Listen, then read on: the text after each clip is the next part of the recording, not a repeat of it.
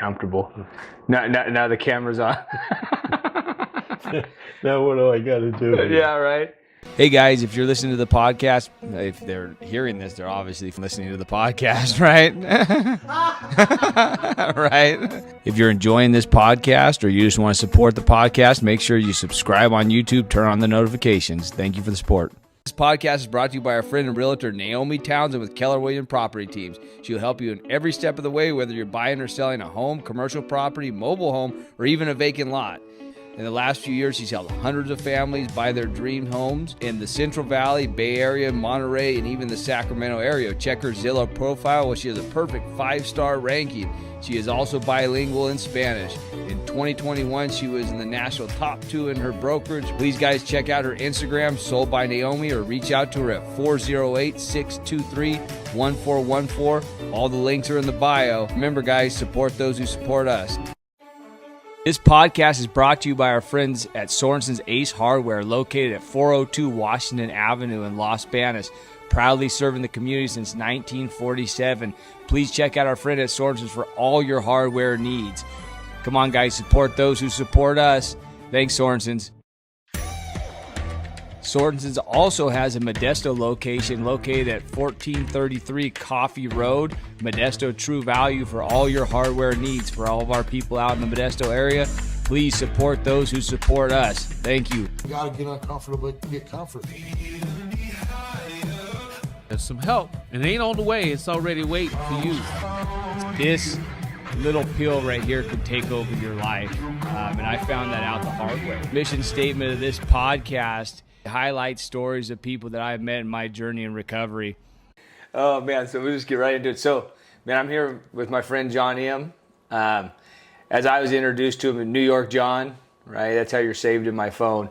And man, I met John.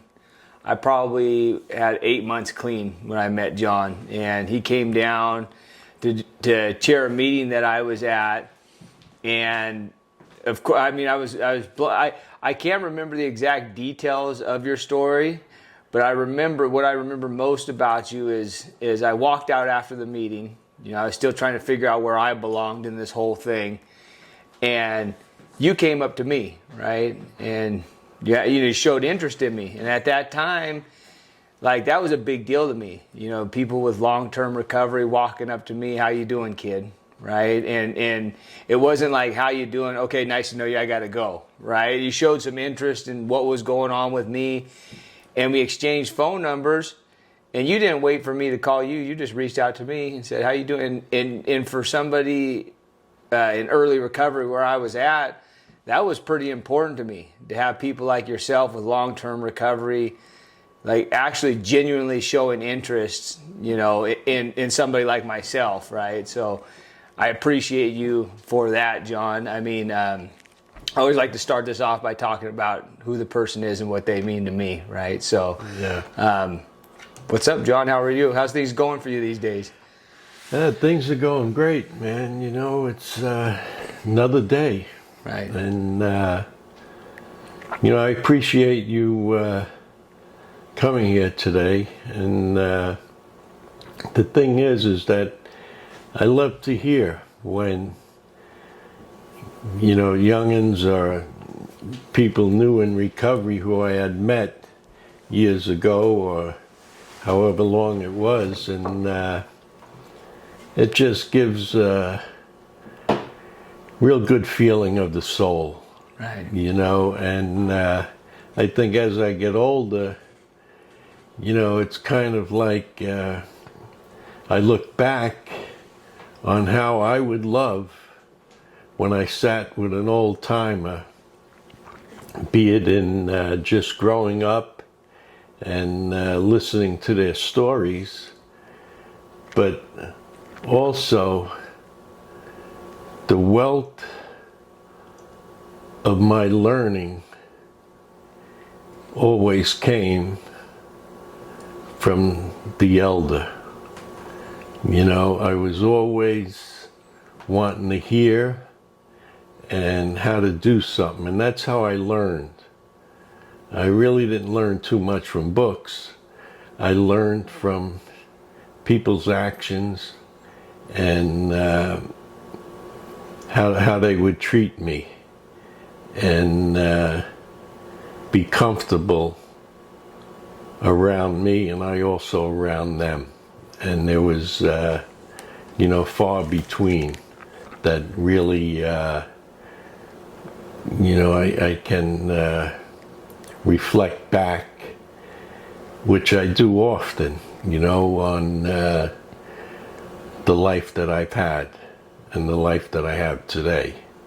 And it all is like a web. It comes together. And I think that is one of the things I have gained in life. One of the things I've always done was I write my own little stories of my experience with just being around people that I trusted, and there weren't too many. But I appreciate you. You're a good guy. No, thanks, John. Yeah. So what's your clean date, John? My clean date is January 29th, 1984. Wow, so that's, what is that, 38 years? 39 and 7 months now. Yeah. Well, I was born in 82 and I still messed up the math.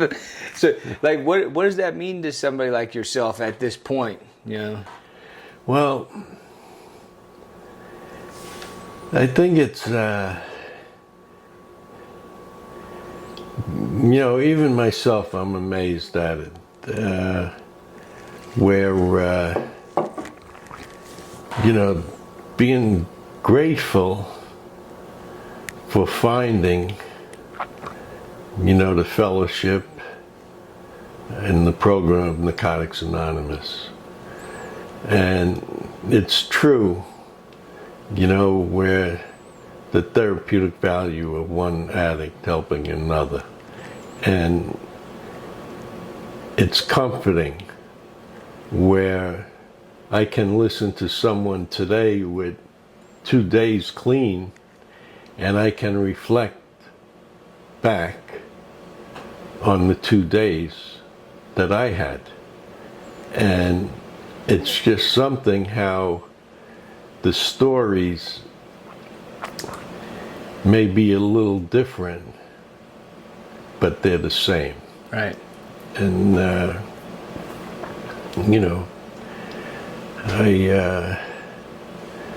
I look at it as a blessing. And so, you shared with us some incredible stories, even before we started recording this thing. But, you grew up on the East Coast. What was life like for you early on? Growing up and, and the way of life and, as far back as you want to go, it's your story. Well, the thing is that, it's something, where I have a great memory as far as my experience with my life. And it's funny, if you ask me as far as my family, there's a lot that I think was blocked out, growing up. And, I can remember from an early age, and I say this, my family were immigrants, my parents, and, there was a lot of chaos, a lot of love, and I can't remember really too much of being, part of the family. From an early age, I was always into something, always getting in some kind of trouble, and you know, and living in a lot of fear. You know, I mean, I say this with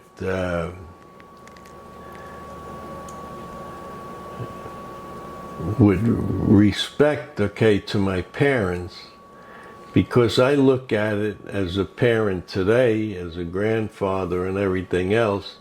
You know, it was their first trip around, Right. raising someone like me. And I mean, my life, a lot of people, you know, in my family or whatever would think that, you know, well, he had it made, you know, but we were very poor. We weren't, you know, well off. And, you know, I think back and, you know, as a family, we never really went on no vacation. You know, never really went anywhere, but I did. I would always take off, you know, and you never knew what I would be up to or where I would end up. And, you know, I was in my own little world. And, you know, I think as far as addiction, you know, where all of that started, you know, was, you know, at a very young age. You know, I mean, like when a child was teething in our family, or my cousin, or even, you know, my own younger siblings, you know, they would use whiskey, you know, on your gums, you know, to, you know, take away the pain. And when you were with a little chest cold, it was like warm water with whiskey in it. Right. You know, to break up the congestion, you know, or, you know, it was, so I don't know if that's where I got my first fix or whatever we call it now, but the thing is that, you know, I had to go through what I went through. To get where you're at now. To get where I'm at now, you know. I mean, my life growing up, you know, I was in trouble a lot. I really didn't care for school. And, you know, I think as a kid, I recall, you know, like we would have milk delivered. And the milk would be in a metal box. And it would be like 4 quarts of milk or 6 quarts of milk in the box. And when the bottles were empty, you put them back in the box. And sometimes the bottle, my mother would, you know, send me to the pharmacist, the drugstore, and get it filled up with cough syrup. And I loved cough syrup, the cherry, you know, taste, and you know, I mean, they found me many times where I drank like, I don't know how much of it, and they'll find me in the kitchen huddled up by a radiator, you know, would throw up all over the place, and meanwhile I'd be loaded from the cough syrup. But you know, I'd be in trouble then for that. I'd get a whooping, you know, and, you know, it seemed like I always got a whooping, you know, and, because I was always doing something, and after a while, you know, they would whoop me. And then when my father come home, my mother told my father that I did this, the next thing he'll whoop me. And meanwhile, I didn't, you know, I'll tell him I didn't do it. I didn't, you know, do that, you know, and I wouldn't rat out my younger brothers. And after a while, I would just say I did it. This way I only got one whooping, you know. And it was crazy because I grew up then where I didn't care. Right. you know, and I'll be running away and doing crazy shit, you know. I remember one of my uncles got me my first model, and it was a box, and it was a plane. My uncle was in the Air Force, so he gives me this here little box, a model. I open it up, and there's all the pieces, and there's this little tube to glue everything together. So he told me to just take the tube and squeeze it all out, and then just put the pieces, you know, onto the glue and then put it together instead of trying to squeeze it, because I glue my fingers together. So I said, okay, and next thing I'll be putting my head down to the box looking for the pieces, and meanwhile I'll be huffing the glue. And I'll get loaded, you know. I was wah, you know, and I liked it, you know. And then I remember in grammar school, you know, I used to pug a lot, fight. And, you know, as a kid, you know, you get a bloody nose and you got a white shirt on, and you wipe your nose and the blood be on your sleeve. And I would get home from school, my mother would, oh man, you know, because all I had was maybe 2 white shirts for the week, and she'd have to wash them. We didn't have no washing machine, using a scrub board. But she had this stuff she used to take out from under the kitchen sink. And at the time, I didn't know the name of it, you know, but I knew she'd put it on my sleeve and the blood be gone, you know. And one time she put it on my sleeve while I had the shirt on, and then she told me to go wash my hands. And when I went to wash my hands, I got a hit of this here smell, and it was like, wow, you know, my little hair on the back of my head was like standing up, and I'm saying, wow. Next thing again, wow, and next thing you know, here I am under that cupboard in the sink, the kitchen sink, and I'm pouring this shit in a rag and huffing that, you know. So I mean, this is all, you know, as a little kid, you know. And I remember every September when we had to go back to school, I'd get 2 new pencils, and I would eat the erasers off the pencils before the day was over. You know, it was like insane, you know, like the crazy shit I would do, you know, anything to take me out of myself. And I found that in the drugs. And, you know, I remember they'll be drinking whiskey or something. They'll put the glass down by the couch, and I'll be behind the couch, and I'll reach for it and drink the whiskey, you know. There was always something that I was, you know, up to. And I think that's when it, you know, started taking off on me at an early age with huffing the glue. And, you know, I mean, I would huff ping pong balls, you know. It was crazy. I'd take a girl's bobby pin and put it through a ping pong ball and light it and then huff the smoke, you know. And these are things, you know, that was like normal to me and my other little rugrats, you know. And, you know, like I said, growing up, it was a different era where we were all,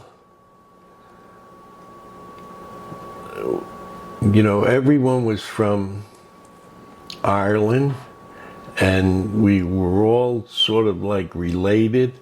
And, you know, and as a little guy, you know, like now, you know, you have your gangs and all of that. Well, we had the Klan, you know, and, you know, and meanwhile, they would label like a little tot, then a junior, and then a middle, and next thing went up the ladder to, you know, the older guys. And it was funny. We, you know, would take a train from the South Bronx all the way to Rockaway, Queens, to go to the ocean. But we were not allowed to go unless we had two older,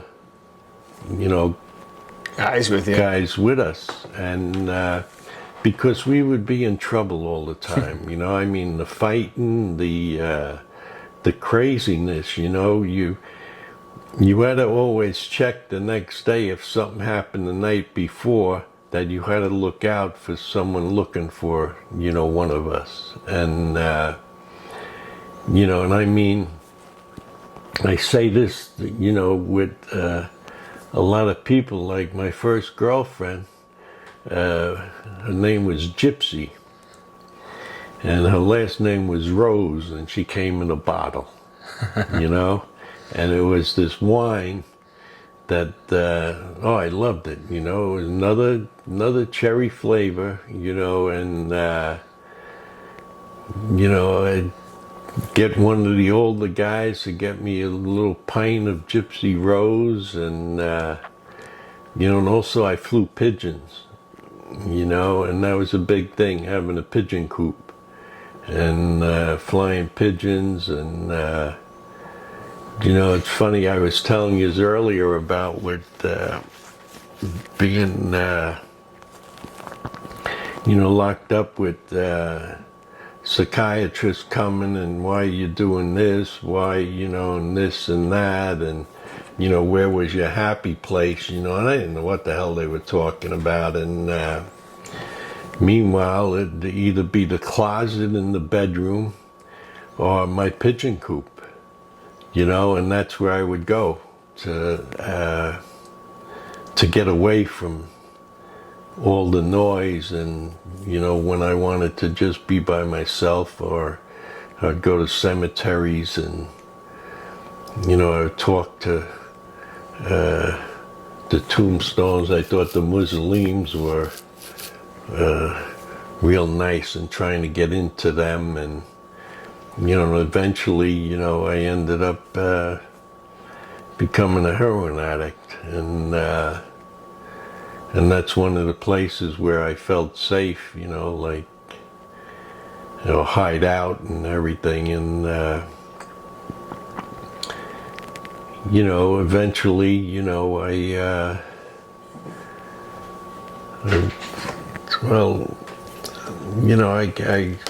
I finished high school. And the funny thing is, when I first went to high school, they gave me all these subjects, and by the second semester of high school, I didn't have none of those subjects. I ended up in wood shop, clay shop, metal shop, gym, and lunch. And I didn't want to do anything, and I'd be in trouble in school a lot for cutting, not going. And,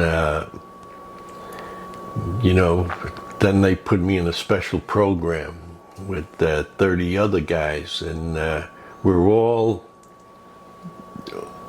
what they, the other, the normies would say, we were the rejects.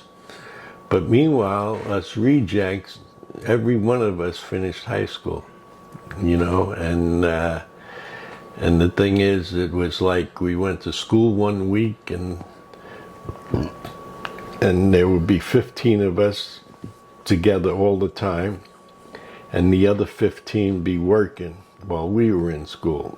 Then the following week, they would be in school and we would be working. And we learned the New York Botanical Gardens. We studied botany. And it was amazing. Here's guys that they felt would never finish school. But the problem was, in botanical gardens, man, we'd be getting loaded on everything. We'd be trying to dry leaves, cocoa leaves, and smoking it. And, oh man, it was like crazy. Someone tell us, well, if you eat this root, you'll be okay.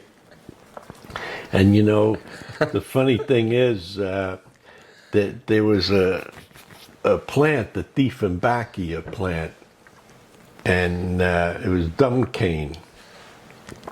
And when you ate it, your tongue would swell up if you sucked on a leaf or the stem, and you couldn't talk. And I remember one time I was going to score, and we were sick, me and one of my running buddies, Chucky, and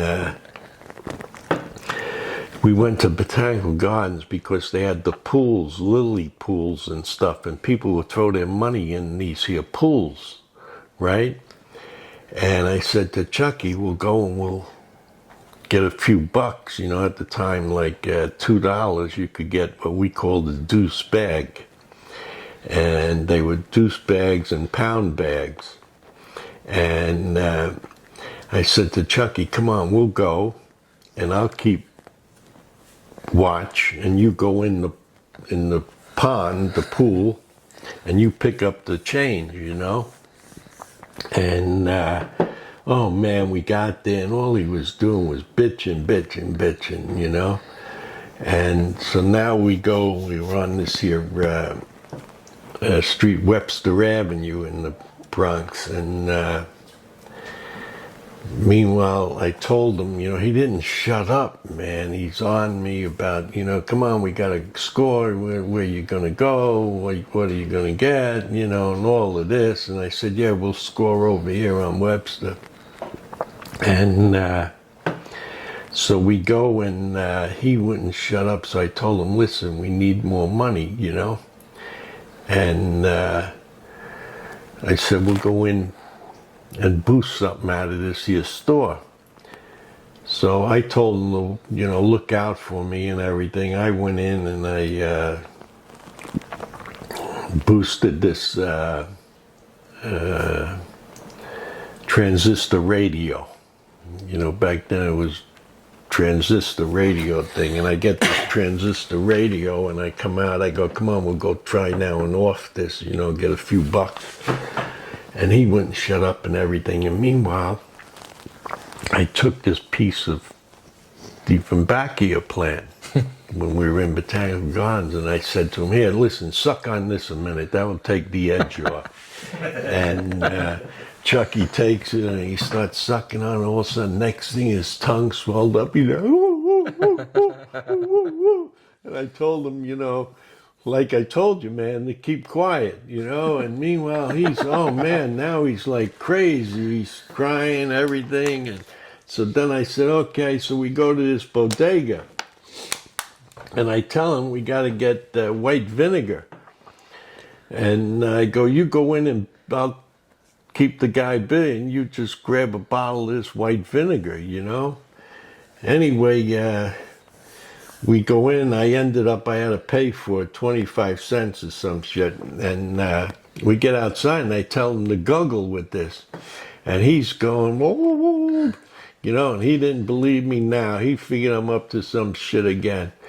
But the white vinegar would get the swelling down, you know. So he didn't shut up. And I said, well, forget it. So then I went and I scored.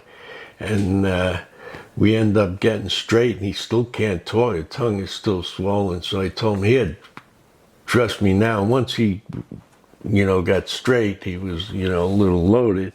He guggled, and the tongue went down on him. But the shit I would do, you know, like, I mean, you never knew what I would do next, you know, and that was the thing. I mean, I remember,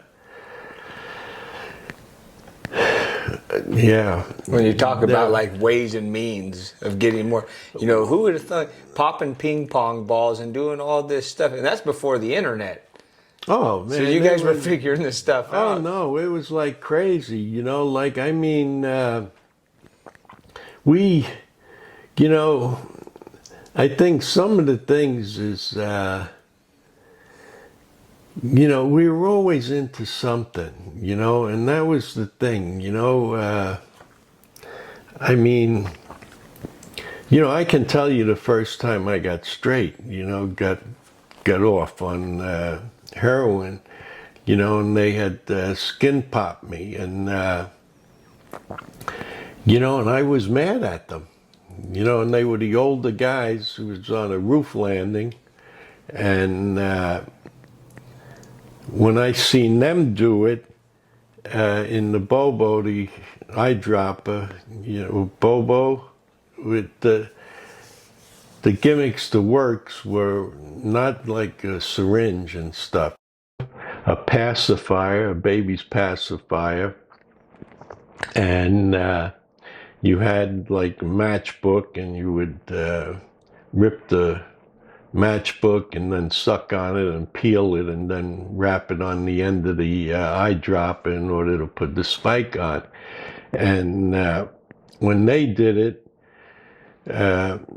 they had blood in the eyedropper, but when they did me, they just stuck it in my arm and squeezed, and I got upset at them. I said, how come I didn't get blood, And, I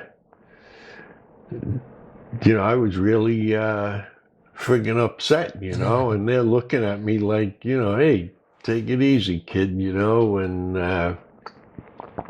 but then the next time it was mainlining, and it went from there, and, I won't go into the troubles I had,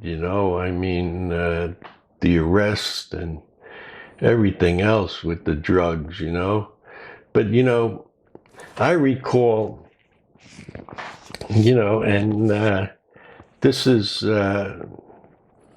fact, we used to take a coat hanger and a woman's nylon and put it bend the coat hanger so it was shaped like a triangle, and then put the stocking over that, and we would be cutting dope, like kilos of heroin, and with bonita, and putting a hit on it, and you siphon, you take an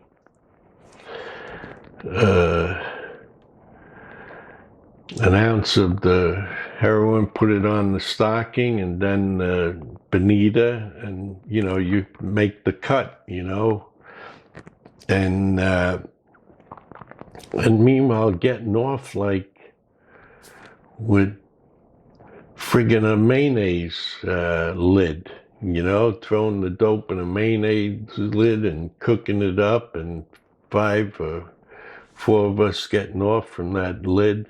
And the craziness, of just growing up in that era, and in New York they had what they called the Rockefeller bit, and addicts would cop out to that and end up with, a 3 year. So if you even pulled a burglary, being a junkie, a heroin addict, you could cop out and you went to, this prison Woodburn, where it was mostly all addicts from all over every borough in New York, and also upstate guys. But the thing is that, it was crazy. We have panics and everything else, like the mood panic in Needle Park, or, and that's all true stuff, just the insanity of every time it would be September and elections are coming up.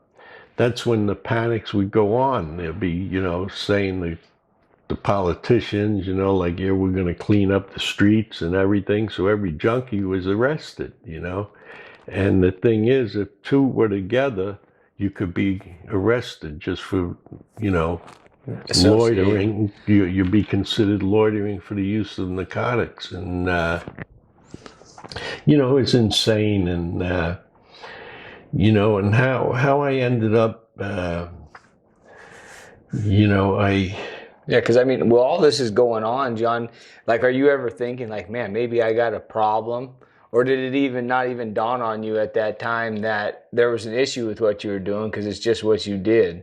Yeah, there was never a thing as far as a problem. We didn't know anything about recovery, nothing as far as, they had, I have, running partners and everything that ended up like in a Lexington, Kentucky, which was, a federal thing in Lexington. And what they did was they had the, you had known, you say, I'll go to Lexington, Kentucky, and it was like a research place. And what they would do is they would give a monkey dope and not you. And they see the difference, of, the withdrawal. And then next thing they'll be giving you the dope and not the monkey. And, and that's where the term monkey on your back came from, was from Lexington, Kentucky, because of, the experimentation that they were doing. But meanwhile, people would finish in Lexington, come back out and, try and stay clean for a little while, but it didn't work. And then I remember in the early 60s, there was a priest from a parish that was St. Teresa's, I think, by Buer Avenue. And this priest would go to the families of the junkies, and say, like $300, and he would have them sent to Synanon out here in California, and I had many guys who I used with and everything that went through Synanon, And what is Synanon? Synanon was like a therapeutic community, and it was run by this guy that,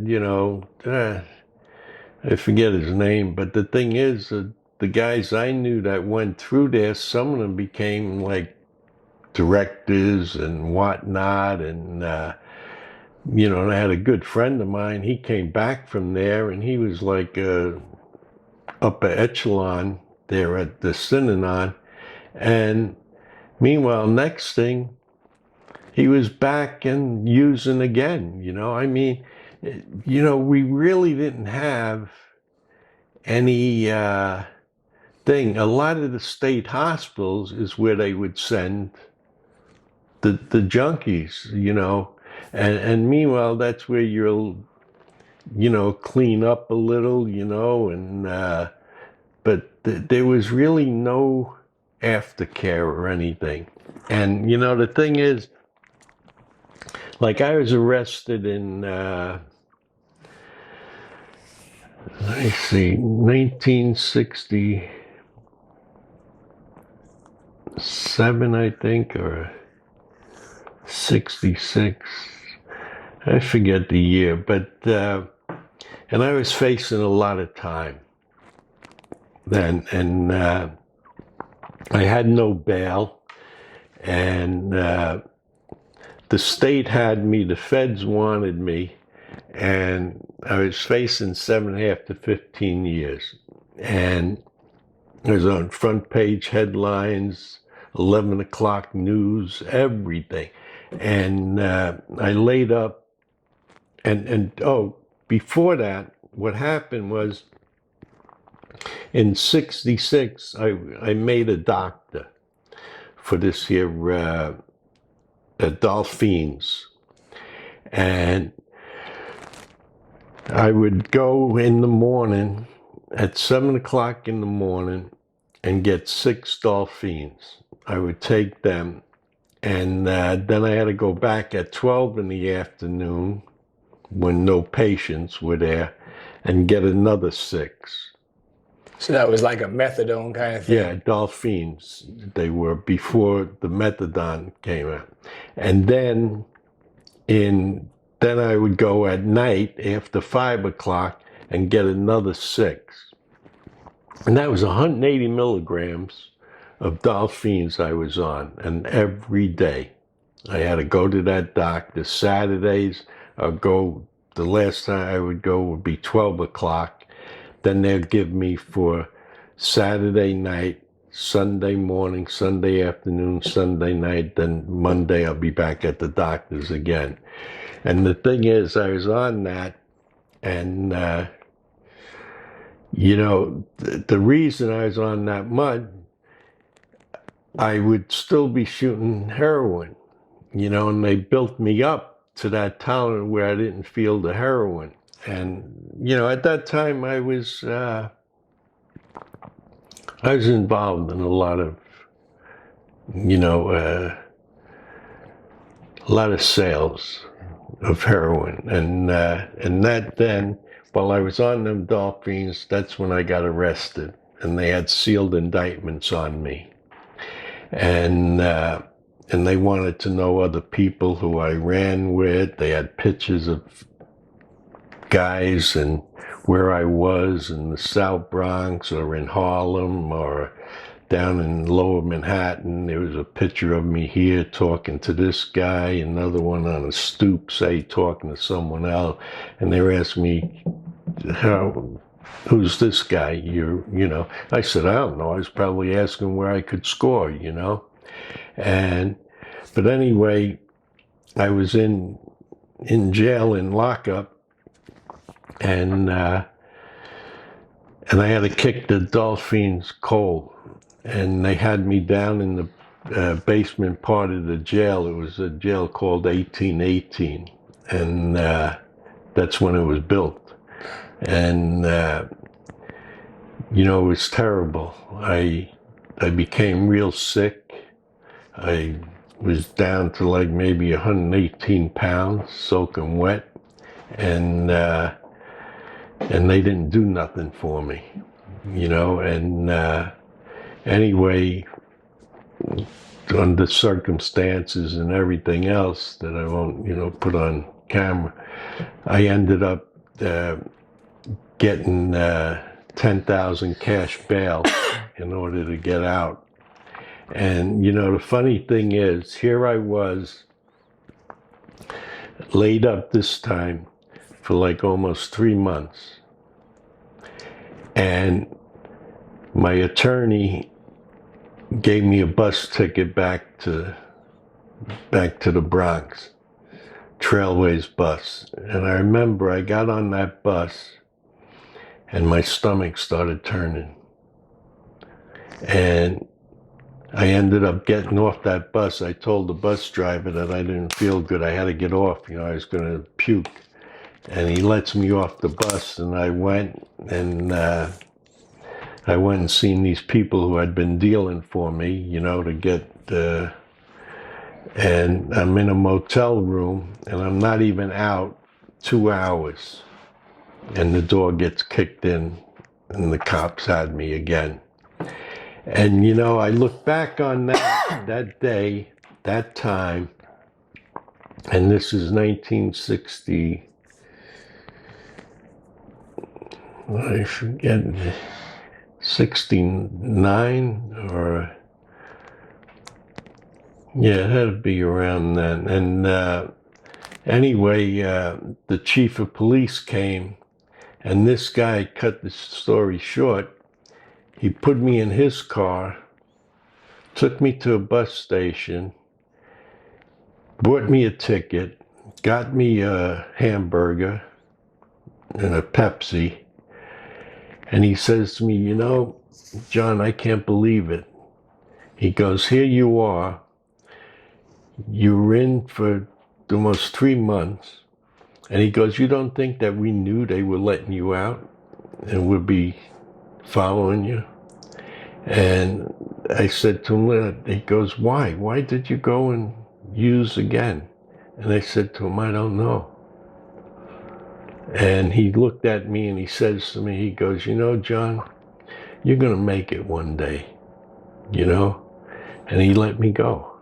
I go, I could have still been doing time, that would have been it, But, so I look at that and I now reflecting back and just saying, all through my life, God was always with me. Right.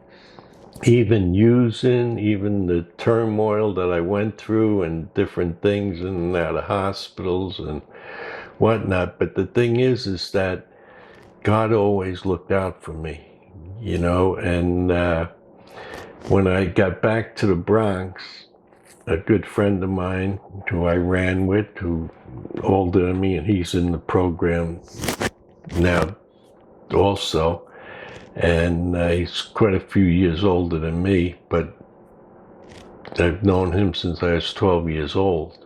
And, you know, he was on this here program.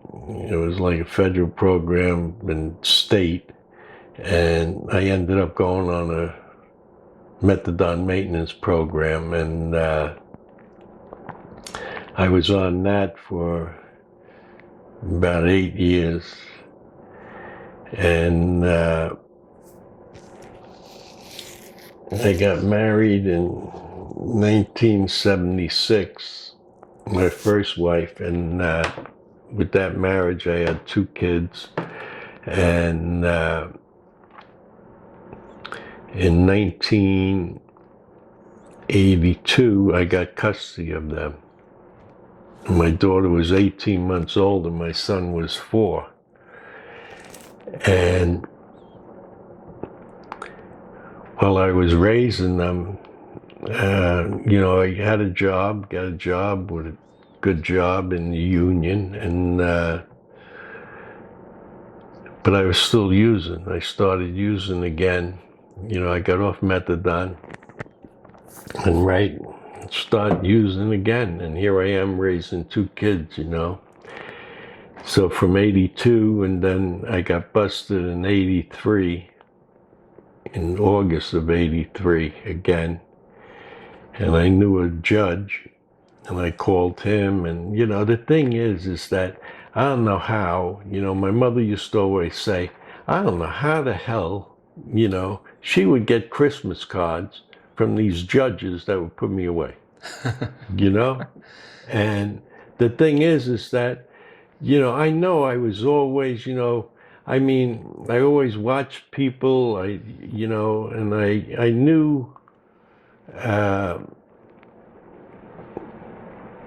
knew how to get out of things, you know, and I would see an angle and that would be it, you know. I mean, but I could never stop using, you know. And you know, even on the methadone, you know, I'd be drinking that wine and still shooting coke, you know, and it was crazy. And here I am with 2 kids. And I remember I got busted in Harlem, and they were with me. And meanwhile, the cops looked at me. They had me over the back trunk of the car, and my 2 looking out the back window at me and crying, and meanwhile the cops looking, you know, what are you doing here? You know, you don't think we see you, you know, here on, you know, Lenox Avenue, you know. And next thing I said, hey, and they let me go, you know.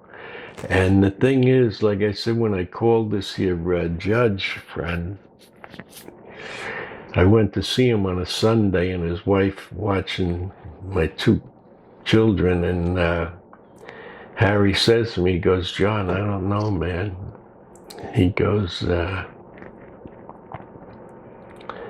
don't think you'll get off now, you know. And I said, well, Harry, you know, listen, what am I going to do with, you know, Damien and Siobhan? And Harry says to me, he goes, John, you should have thought of that when you got custody of them. And I said, well, I go, come on, you know. He goes, here, listen, I want you to go see this woman. And I said to him, okay. And anyway, I went to see this woman. Her name was Kitty Murphy. And she sat me down and she asked me, you know, tell me something about yourself. And I go, oh, well, you know, I grew up here, this, that. She goes, no. And I go, she had the folder in front of her, you know. And I said to her, everything probably in there, you know. And she goes, yeah, but I want to hear you tell me. Tell me your story, you know. And I started telling, she goes, nah, you're full of shit. You know, tell me you're, and I go, you know, I talked to her. I felt safe with her, you know, and at the end, she turned around, she gave me this piece of paper with a guy's number on it. Guy Bobby Driscoll. And she said, here, call him when you get home. And I said, why should I call him? And she goes, he'll help you. And, you know, I didn't want to call. I didn't know the guy or anything. But anyway, and she told me to go to this meeting. And she said, the meeting's on Saturday. I said, Saturday? Today's Sunday. And she said, yeah. And I said, oh, I'll go to She goes, no, it's not AA. It's NA. I go, what the hell is NA? And she goes, it's for people like you. And she goes, you'll find people there just like you. I said, I know a lot of people like me. You know, what are you talking about? And anyway, I told her I would go. But when I got home, I started thinking of this guy, Bobby. And I said, maybe I better call him, because if I don't, she'll call the judge and tell the judge. And, you know, so I gave this guy a call. And man, Monday, he was at my house with 3 other guys. And they're going to take me to a meeting. And I said, I can't go. I have my 2 little partners. And they said, well, you can bring them with you if they play outside. I go, what do you think? I'm going to leave? Where are we going, you know? And I remember they brought me to a meeting, and it's funny, you know, I'm talking, you know, back when I got clean. And I went into this meeting, and I brought Damien Siobhan in with me. You know, what was I going to do? You know, and meanwhile I'm in there, and they go around and they're asking guys' names, all of this, and their date, and they have a sponsor and all of this stuff. And they come to me, and I stood up and I said, I'm an addict named John McManus.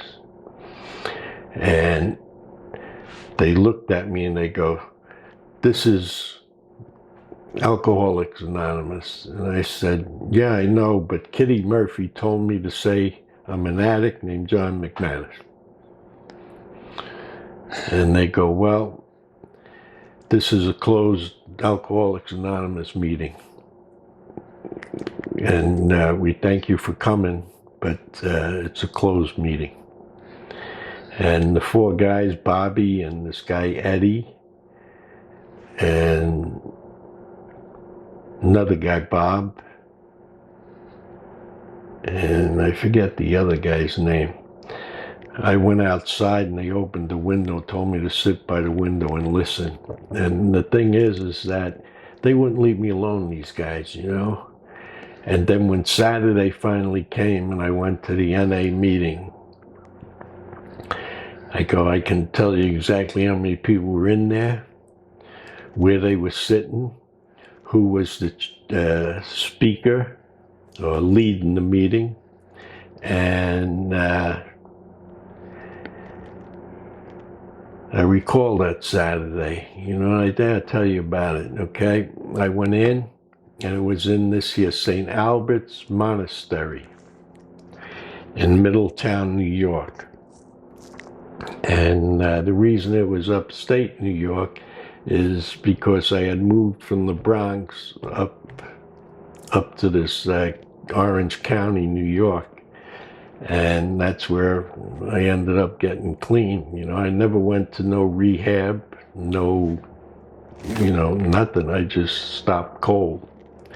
And so when I went into this meeting, I had to go in and through a dining hall to this back room.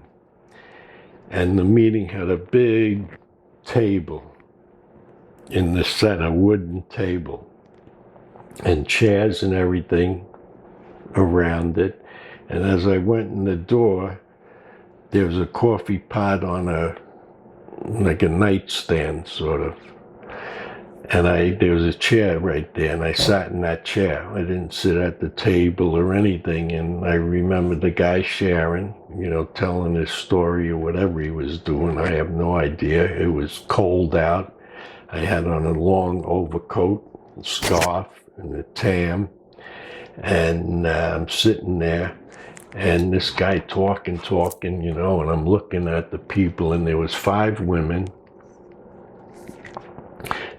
There was a guy in the back at that end of the table, and there was like 6 guys on the right of the table, and the guy in the middle who was talking, and he's talking, and the 5 women, there was a guy sitting on the end from them, and next thing he finished, and he called on one of the women, started talking. I'm looking, and they were all kind of nice, and and I'm there like going, oh, what the hell is this? Next thing, she turns around and she called on one of the guys, and it was what they called a pitch meeting. I didn't know anything.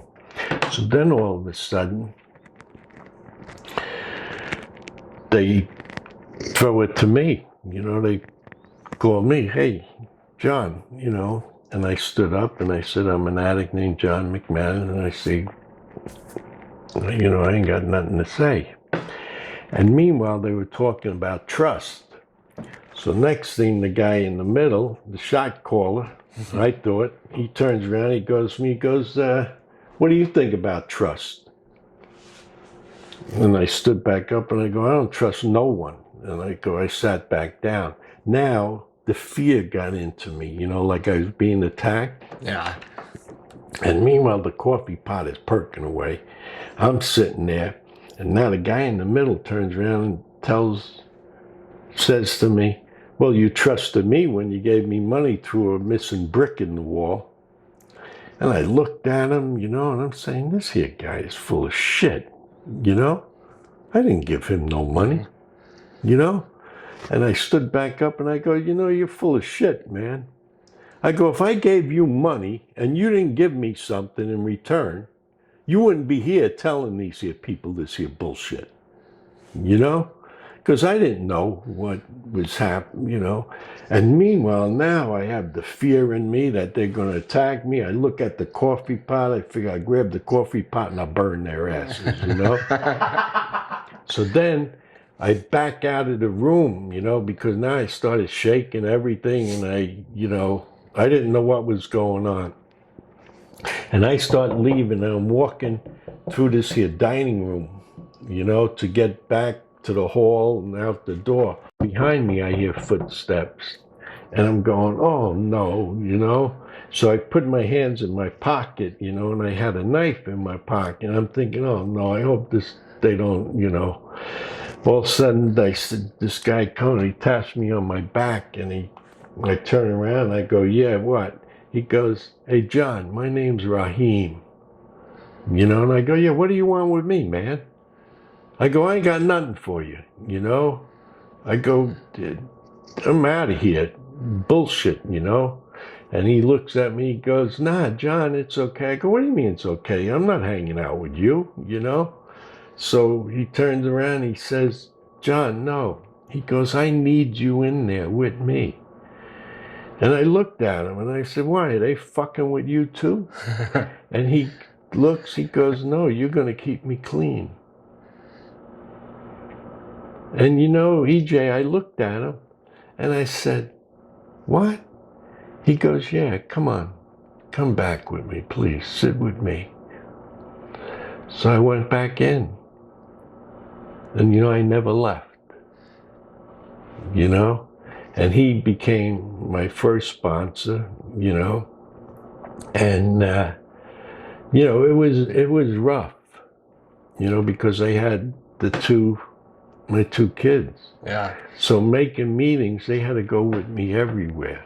Well, I can only imagine, you've known one way of life for so long, right? And then all of a sudden you have 2 young kids, right? And you're out on this limb trying to stay clean. not knowing whether you're coming or going. So, like, what does early recovery look like for you, John? Okay, now I got in to meetings. And the funny thing is, the other guys, see, there was only that meeting, which was reflections. Then they had another meeting on Tuesday night in Newburgh, New York. And upstairs, it was a step meeting. Downstairs, it was a regular meeting, NA. And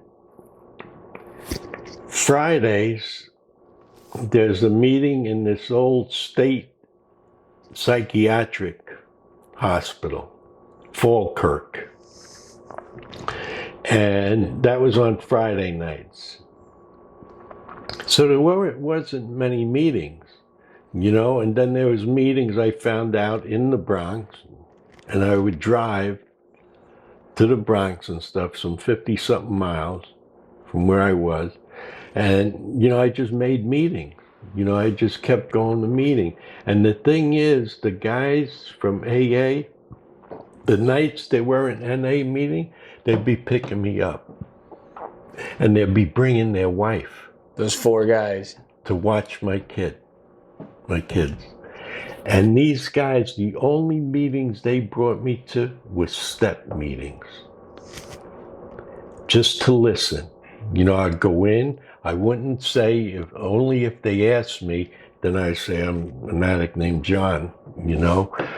But otherwise, I tell them I'm here just to listen, you know. But if it was a closed meeting, I couldn't go. Yeah. I would sit outside and they would open a window so I could hear. And step meeting. So the thing is, early on, I went to a lot of them. But what happened to me was that first meeting I went to, Reflections, which became my first home group, they made me the coffee maker the following Saturday. And the guy who was making coffee, okay, I thought he would, you know, and the next Saturday I get there early, they told me he was going to show me how to make coffee and everything. And I get there, he's telling me all this here shit, man, he's talking away to me, you know, like I'm there like, wow, you know, he knows his shit, you know. Right, this guy's an expert coffee maker. No, but not only that, he's talking to me about recovery. And I'm going, wow, man, you know. So all of a sudden he says to me, yeah, you got to work the steps. Now, EJ, I was afraid to do that. And the reason is because I didn't read too good. And I didn't want you to know that. Right. So at the second meeting I went to, they give me Who is an Addict, the blue thing. And I'm sitting there and my armpits are sweating, you know. And hearing this guy, Steve, telling me working the steps and everything, I thought he was like, you know, so I'm there like, oh no, you know, how the hell you work? I can't even read this shit, you know. So this guy comes in, sits next to me. I forget his name was Jimmy or something, but he came in and he sits next to me. He goes, hey John, how you doing today? You know, and I said, whoa, he remembers me. I go, I'm doing okay. So he goes, oh, good. I go, hey, listen, they gave me this to give to you to read, you know? And that's how I did it, you know? But the thing is, like I said, as a kid, my knowledge came from listening to people. So I would listen to them reading this and look over, and then I would say after a while, okay, I read that one, but then they'll switch up and give me something else to read, and I'd do the same thing over again. Hey, listen here, they gave me this to give you, you know, So you and that's how I did. But what happened to me, this here guy, Steve, telling me about STEM, how he's on his second step, you know, you got to start working steps, you know, and all of this. I'm going, this fucking guy. So I had told Raheem, you know, hey, listen, what's with this guy, Steve, man? He's telling me about, he goes, John. So Raheem lived in this rooming house. And the guy who owned the house was a guy, Dick. And Dick was big into AA. And he did go to NA meetings too. So I became, I would bring Damien and Siobhan over, and he had this here swing on his porch, that you sit in. And meanwhile, I talked to Dick, and I said, Dick, they gave me this book. No, I didn't get the book yet. But I said, what does it mean working steps and everything? So I remember when I got my book, it was given to me at this here function. They held me up here. John needs a book, and I had to go up. I wouldn't walk up to the stage. I went halfway, told them to meet me halfway. I still got that book, and the girl who gave it to me signed it. And anyway, I said to Dick, and I go, Dick, I can't read good. My reading comprehension, I'd never, So he says to me, John, listen, don't worry about that stuff. I go, yeah, but these guys ask me every meeting I go to, and I'm afraid to. So he goes, John, listen, if you do one step a year, he goes, you know what? In 12 years, you'll have 12 years without using. And I looked at it, I said, wow, I like that, But that don't mean it took me 12 years to do my steps. You know what I'm saying? It's how people cared, and that's what I try and give back to people I meet today. There's no rush. And I have the saying, slow recovery. We all have our own journey in recovery. It doesn't matter that, it's like I say, it's like a mosaic, and there's all different colors, all different, you look at a mosaic and I may see it different than you. But the thing is that it doesn't make me any better than any piece in there. The thing is that we shine together. And the funny thing is, like I say this, it's like looking at a Christmas tree and all the lights on the Christmas tree. And you notice when there's a bulb out. Just like the mosaic, when a piece is missing, another piece is put in. But that piece that is missing, it still belongs. Right. Just because it might have fell out or left or whatever. But the thing is that there's always room to replace, always room to replenish, And I think that's what NA has given me, And the funny thing is like I say, how my recovery really took off was I had 6 months clean. And I remember it was June, and my belly button birthday is in June. And the guy at my first meeting who shared, his name was Homer. Okay? And he was an African American. Okay? And Homer, and the guy who was sitting by the women, his name was Burr. And then the women, and then Raheem, then there was Gus, the guy Jim, another guy Dave, and the other guy, he was from Colombia, I forget his name. But anyway, in June, Gus and Homer took me into Mid-Orange Correctional Facility, a state prison in New York in Orange County. And they told me to meet them, and it was a Friday night. And I get there and I said, oh, fuck, I ain't going in here, And anyway, they had picked me up, and they bring me, and I go, oh, no, I can't go in there, man. And they go, no, it's all right, John, we got you cleared. I go, yeah, but, And then this other guy came, who was Sharon, and this guy was like 6'4", 300 and something pounds, right? Big old brother. So now Burr was a motorcycle, guy, big guy. And Homer, he was all right. He was a little bit shorter than me. So we go now, and we go in, and we get into the Sally Port. And I'm like, fucking gates closing and shit. And I go in, now we're walking through the yard. And this here prison was for the criminally insane. No, this was Mid-Orange. The other one I'll tell you about. But anyway, we go in, we walk through the yard, get into a school classroom, and the meeting's going on. This guy is sharing, right?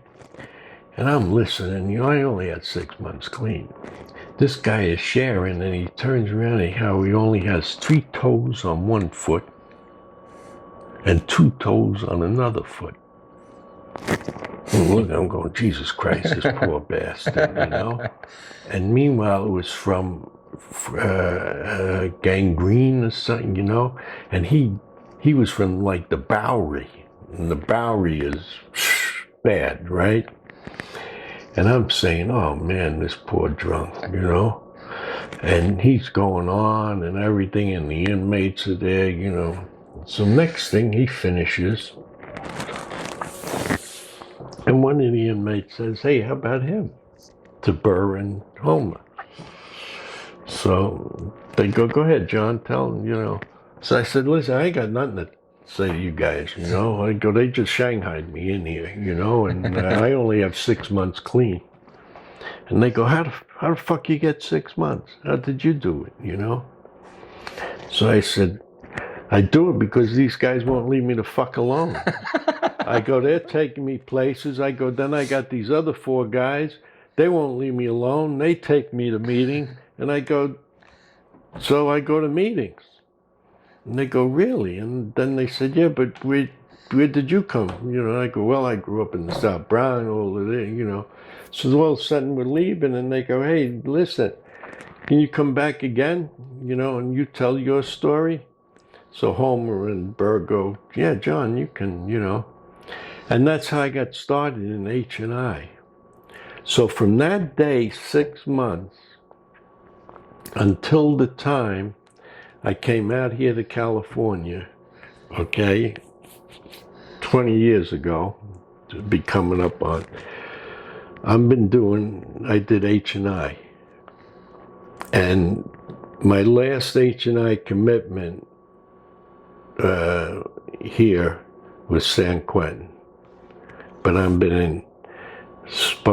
had commitments in federal penitentiaries, state penitentiaries, and everything. And it's a gift, So when I say that mosaic, all of us have a spot in Narcotics Anonymous.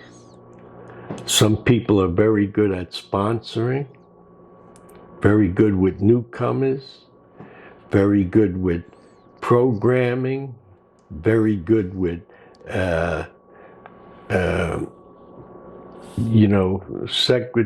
doing service in other areas, public information, and everything else. But we all have a niche in NA.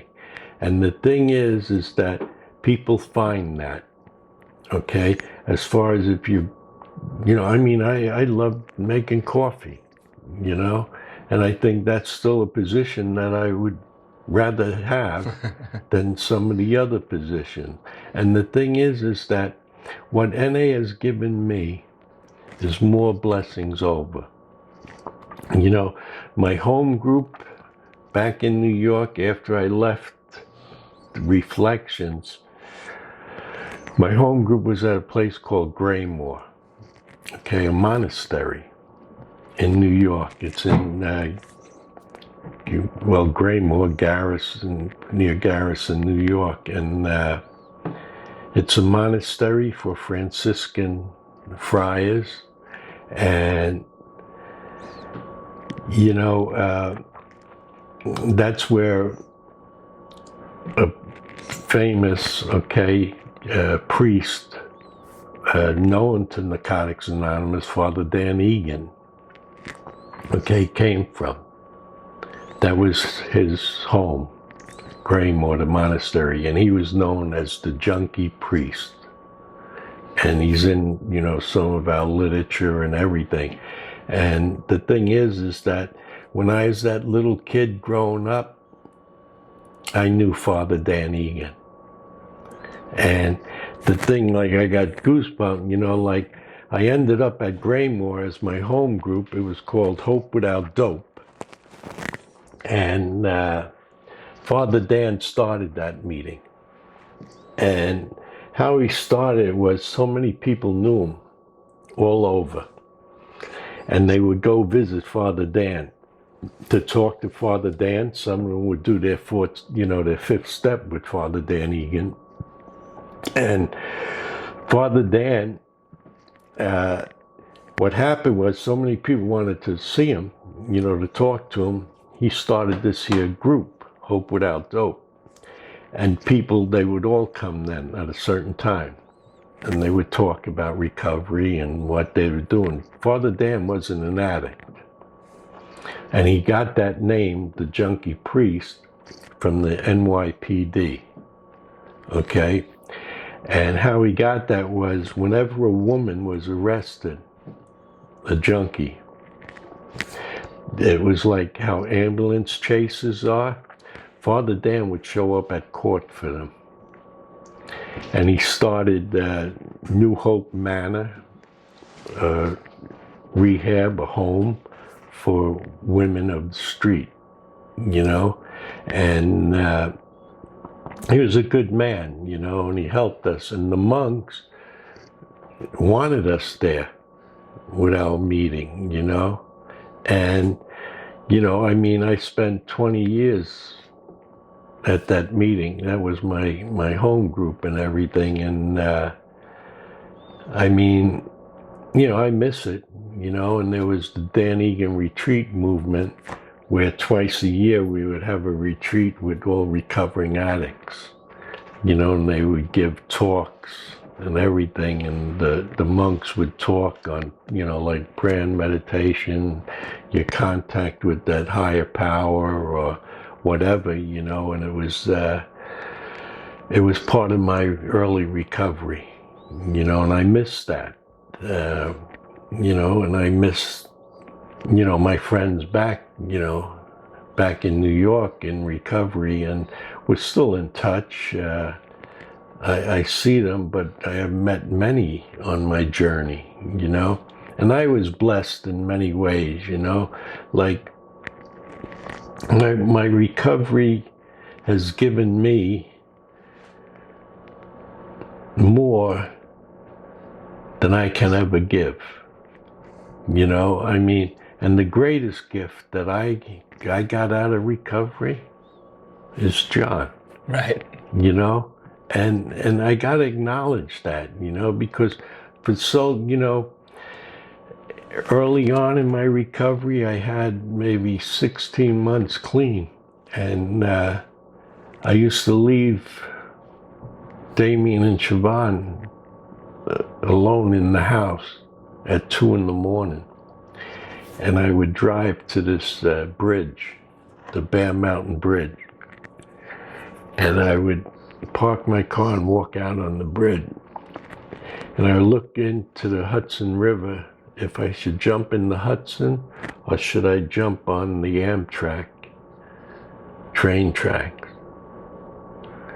And I would get home from a meeting and I would sit there and I'd be crying. I'd be, like, what am I going to do? I had these beads that were given to me by one of the monks. And, I wore them beads down to flat.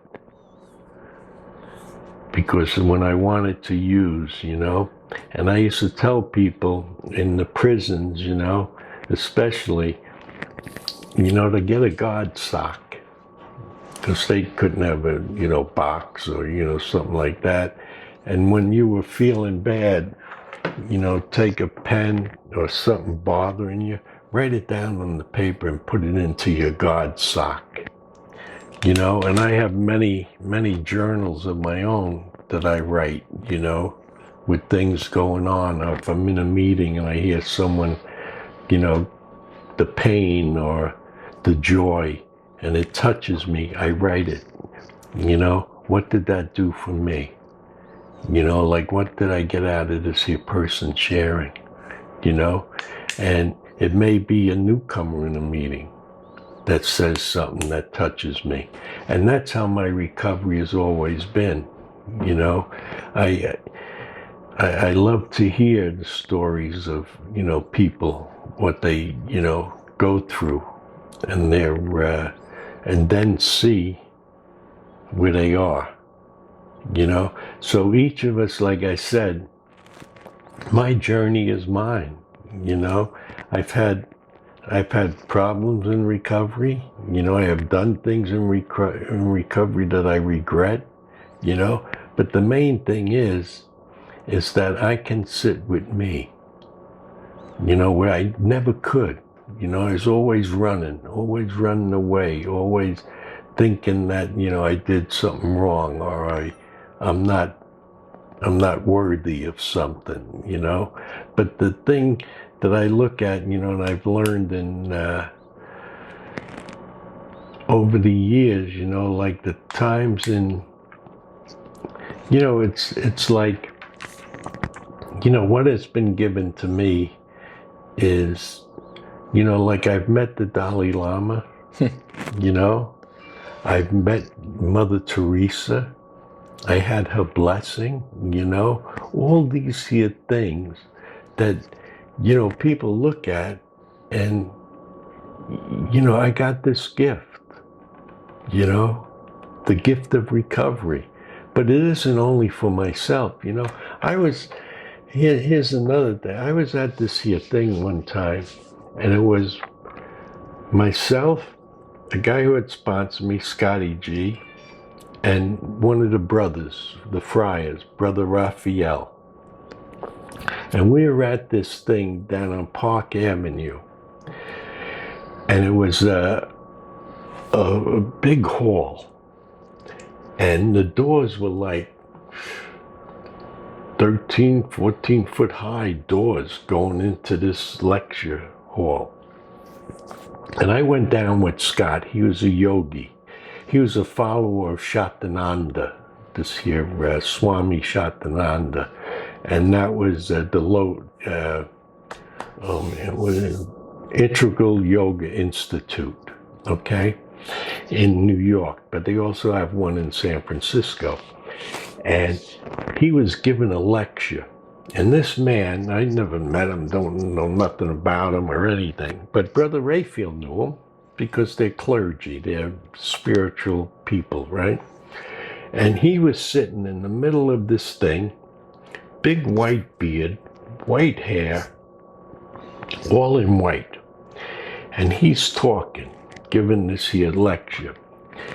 And I'm sitting there going, what the hell am I doing here, And all of a sudden he says this here thing. He goes, he said to someone, He goes, Gandhi, Patton, Caesar, Napoleon, MacArthur. And I'm there like, what the hell is he talking? They're all famous people. They all overlooked their battles. And they never went down into the battles, because when you go down into the battle, you lose all concept of what's going on around you.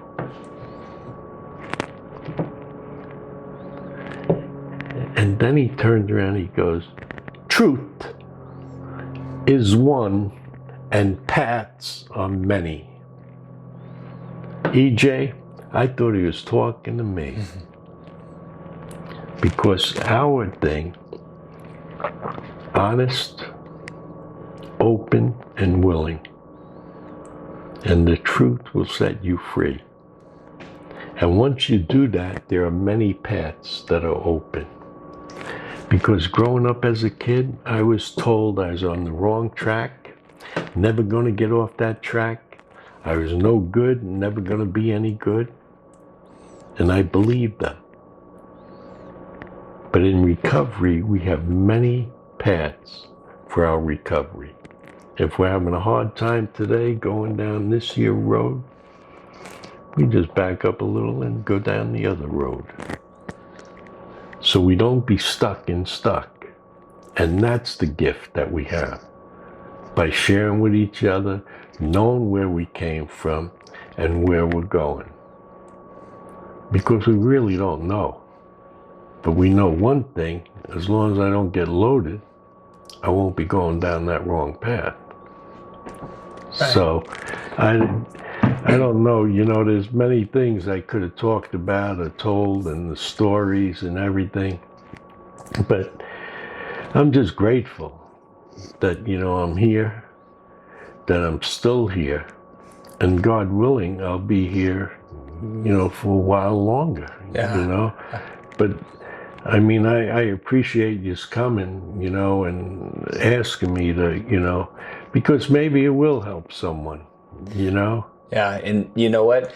So before we wrap it up, though, like say there was somebody listening to this, John, and they caught this, and they might be out there struggling. Like, what would you tell somebody that was out there struggling with their addiction, that thinks there's no way out? Well, the thing is that, the only thing I can say is, if they know that they're struggling and they're feeling there's no way out, to try and connect with someone, in recovery. The thing is that, I remember early on, people will give me their numbers, tell me to call them, right? And, this is me now, okay? I'll be given, phone numbers. Give me a call if you, need help or anything, or you're going through something, okay? Today is different than when I got clean, And for me saying that, it's like me hearing when I was a kid, son, when I was this, And but this is how life is, right? But what happened to me early on in recovery, and I say this, I didn't talk about a whole bunch of stuff, but I got a lot, okay, as far as recovery. So what happened to me early on, I'll be given a phone number, okay? And back then when you called someone, we didn't have cell phones, right? But when you called someone's home, if they had money and everything, they had a recording machine, right? So when you called them at home, meanwhile, I'm putting money, say, in a phone booth, And I call, and all of a sudden, phone ringing, it picks up. Hi, I'm not here right now, Or, hello, this is Jay. Yeah, hold on a minute. It's the bottom of the ninth. 2 out, bases loaded. We're down by 2 runs. It's 3-2 to count. The pitch, and I'm out. So listen, leave a message and I'll get back to you later. Meanwhile, I had to listen to that whole recording. I'm thinking that it's you telling me that hold on a minute, you're watching the ball game. And meanwhile, the pitch and you're out. And meanwhile, I had to drop more coins in the coin box. So I'd hang up and say, that son of a bitch, man, I ain't calling this person. And I have an attitude. So then I turned around and I said, how the hell can I fix that? I call these people and they don't answer. They got a machine. So I pick up Damien and Siobhan and we go to Radio Shack. And I got me this big phone recorder. 2 tapes, right? I go home and I'm trying to set it up, Hi, this is John. I'm sorry I'm not in right now, but leave a message and I'll get back to you. Right? That was my thing. Okay. So I set it all up and everything. And meanwhile, then I got the other tape for messages, right? You know what I do, EJ? Yeah. Every day, I called my own phone. And I said, "Hi, John. This is John.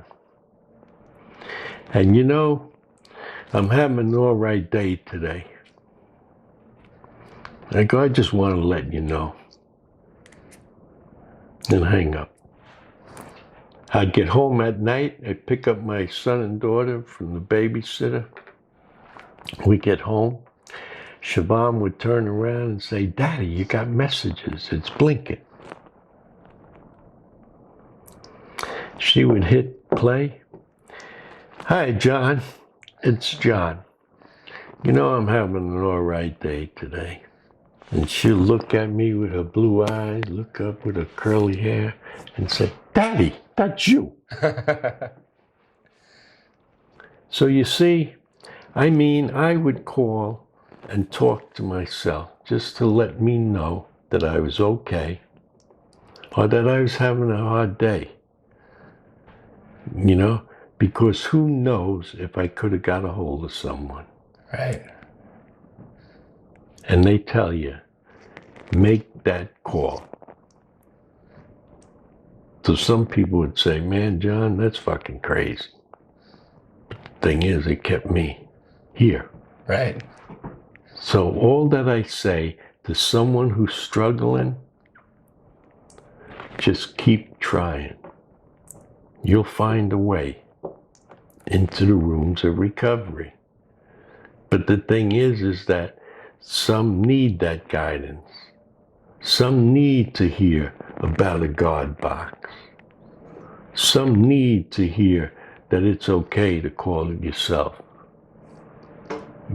Because that's what it's about. That's what recovery is about. It's about you, yourself, and how you're going to make it to the next day or make it to the next hour.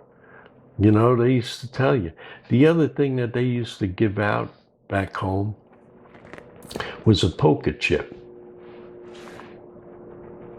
A white poker chip. And they put a coin on one side and a phone number on the other. And you carried that chip in your pocket. And you know what they would say? On a poker chip, it's smooth on the inside and rough on the outside.